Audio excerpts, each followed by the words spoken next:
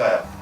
보세요. 제 옆으로 이제 보이는 화면이 제 몸 곳곳에 걸치고 있는 초소형 카메라로 찍은 것들입니다. 예, 많죠? 모르겠네요. 예, 이 겉으로 보이지 않는 카메라가 어디인지 궁금하시죠? 볼펜, 라이터, 안경 등 작동 리모컨을 제외한 총 6개의 카메라를 지니고 있었습니다.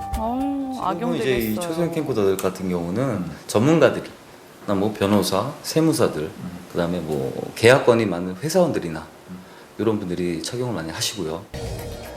이 방송통신위원회에서 인증을 받은 초소형 카메라는 파는 것도 사는 것도 실은 모두 합법인데요. 예. 이게 정식적으로 방송통신위원회에 적합 필증을 받은 제품만 판매가 가능하게 돼 있습니다. 허가 받은 거죠. 네, 그렇습니다. 하지만 이를 어떻게 사용하느냐가 가장 중요한 문제인데요. 그렇죠. 현재로서는 범죄에 악용하는 것을 막기 위한 법적 제재는 전무한 실정입니다. 불법으로도 많이 팔리는데요. 받지 않고 불법적인 판매 루트를 통해 갖고 소비자한테 판매를 하는 경우가 있어 갖고 일반인들 입장에서는 그 몰카 장비에 대해서 더 쉽게 다가갈 수 있어 갖고 일반 여성들의 피해가 더 누구나 살 커지고 수 있습니다. 있다는 게 문제죠. 상황이 이렇다 보니 불안한 건 잠재적 피해자인 여성들입니다.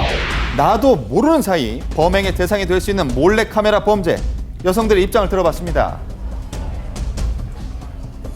수치심을 느끼겠죠. 기분이 나쁜 거죠. 그리고 찍고 이제 본인은 보고 있을 거 아니에요. 집에 가서 보면서 그냥 계속 웃고 있을 생각하면 좀 그게 불쾌하고. 찍는 거에 그치는 거 아니라 혹시나 저한테 뭐 제가 뭐라고 했을 때 보복하진 않을까 그런 생각도 들어서요. 되게 소름 끼쳐요.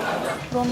무섭기까지 하죠. 그렇습니다. 추가 범행까지 걱정될 만한 상황인데요. 이 몰래카메라 범죄는 현장에서 범행을 목격하고 또 검거하는 것이 가장 빠른 방법이라고 합니다. 다 잡아내기가 쉽죠. 네, 근데 제가 직접 현장에 나가보니 쉬운 일은 아니었습니다. 그럼요. 왜 그냥 내려오세요? 손에 뭔가를 들고 여자를 네. 쫓아가는 것 같아서 네. 의심이 들어가고 쫓아 올라왔는데요.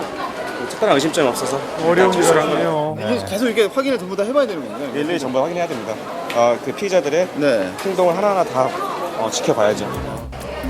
특히 옷차림이 가벼워지는 여름철 몰래카메라 범죄는 급증하는데요. 공공장소의 계단이나 에스컬레이터를 이용할 시 여성분들의 각별한 주의가 필요하다고 말합니다. 예.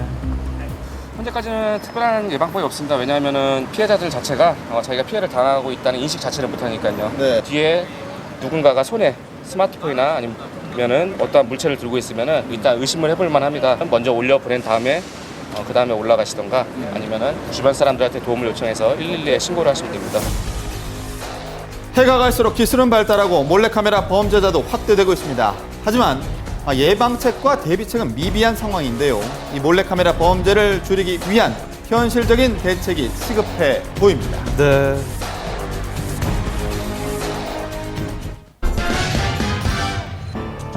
우리나라 국민 절반이 살고 있는 아파트. 그런데 이 매달 내고 있는 아파트 관리비 이젠 의심해 보셔야겠습니다.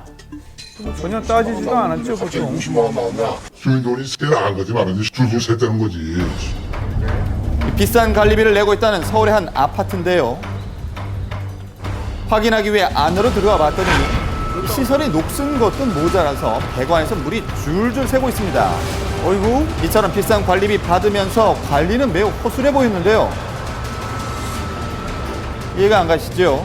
이 서울시에서 조사한 결과 이 아파트는 소방시설 보수공사를 무자격 업체에게 맡긴 것으로 드러났고 예. 이 무려 11억 2천여만 원의 부당한 계약을 임의대로 체결했습니다.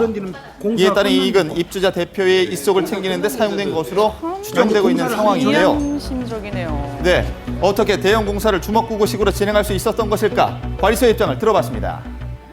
소방배관 전문 업체에서 배관 공사를 하면은 1,000원 정도 이렇게 견적을 받았다고 가정을 하면은 일반 보수업체 사람들은 500원에 할 수 있는 거야. 똑같은 일을. 뭐가 이런 거예요? 그렇죠. 허가는 없지. 허가는 없어요.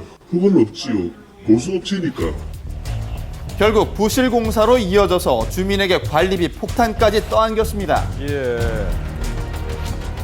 평균 30에서 40만 원대의 관리비가 나왔고 이것은 서울시에서 발표한 강남권 아파트 63평방미터 기준 평균 관리비인 약 8만 7천 원에 비해서 무려 4배나 높은 비용이었습니다.